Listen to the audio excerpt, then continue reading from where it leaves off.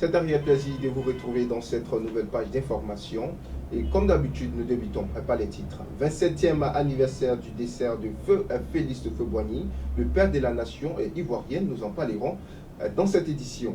Le point de presse bimensuel du gouvernement sur la gestion du coronavirus, vous aurez plus d'informations dans le journal, est terminé avec le tournoi de la fraternité orange, un nouveau challenge organisé par Ivoire Sport Promotion. Encore une fois, bienvenue dans cette nouvelle page d'information.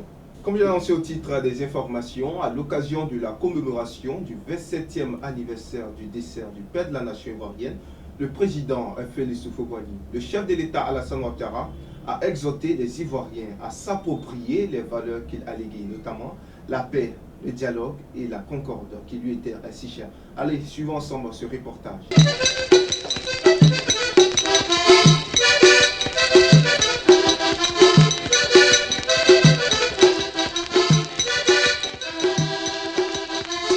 La paix, ce n'est pas un mot, c'est un comportement.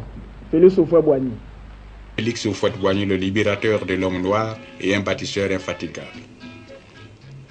Très tôt, ceux qui ont eu le sens de l'histoire n'ont pas manqué de prédire le rôle important que devra jouer Félix Houphouët-Boigny dans l'affirmation de la personnalité de l'Africain, comme en témoigne le rapport administratif du gouverneur Latry écrit en 1945. Nous le citons. Descendant en ligne directe de la famille des chefs traditionnels de Baoulé de Yamoussoukro, Félix Houphouët-Boigny est un homme jeune, actif, cultivé et désiré d'obtenir des réalisations qui profitent à ses administrés. Sorti premier de l'école primaire supérieure et de l'école de médecine de Dakar, il exerce d'abord les fonctions de médecin auxiliaire. À la mort de son frère Augustin. L'éducation étant l'un des combats phares de Feu Félix Houphouët-Boigny. Parlons de la soutenance du BTS 2020 à présent. La date des inscriptions à la soutenance des rapports de stage du brevet du technicien supérieur BTS pour la session de décembre 2020 est connue. En effet, dans un communiqué en date du 8 décembre 2020, le ministre de l'Enseignement supérieur de la Recherche scientifique informe les candidats que les inscriptions se tiendront du 9 décembre au mercredi 30 décembre 2020, a indiqué le communiqué. À présent, parlons d'économie. Un partenariat économique entre la Côte d'Ivoire et le Maroc. Les relations entre la Côte d'Ivoire et le Maroc ne cessent de s'intensifier à travers plusieurs projets de développement dans la capitale économique ivoirienne. Un projet d'aménagement d'une plateforme logistique de commercialisation de fruits et légumes. C'est également en vue pour le port autonome d'Abidjan. C'est dans ce cadre que le directeur général du port autonome d'Abidjan, M.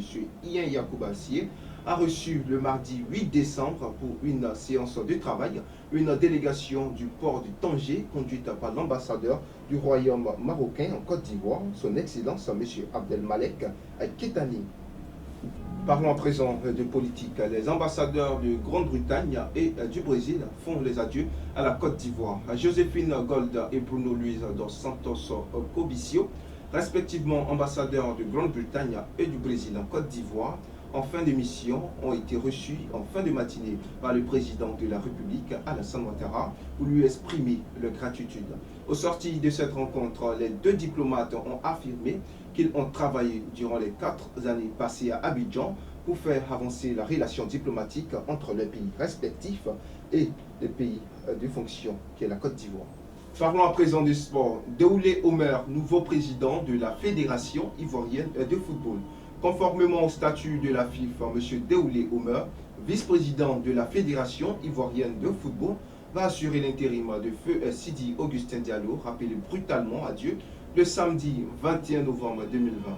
Ayant constaté la vacance du pouvoir suite au décès de Sidi Augustin Diallo, le comité exécutif de la FIFA s'est réuni le lundi 7 décembre dernier pour le distinguer en application bien sûr des dispositions de l'alinéa 2 de l'article 43 des statuts de l'instance. L'intérim de la présidence de la fédération échoua au plus âgé des vice-présidents jusqu'à la prochaine assemblée générale élective. Parlons à présent du sport. Tournoi de fraternité orange, un nouveau challenge de pré-saison. La structure Ivoire Sport Promotion organise une compétition dénommée Tournoi de la fraternité orange qui regroupera 12 équipes de Ligue 1 et 4 de la Ligue 2.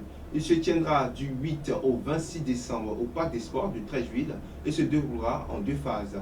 les préliminaires et la phase finale. Après avoir remporté le derby des galas inaugural au stade olympique d'Ibempe, la SEC Mimosa prendra part à ce tournoi pour espérer arracher un deuxième titre avant le lancement de la nouvelle saison.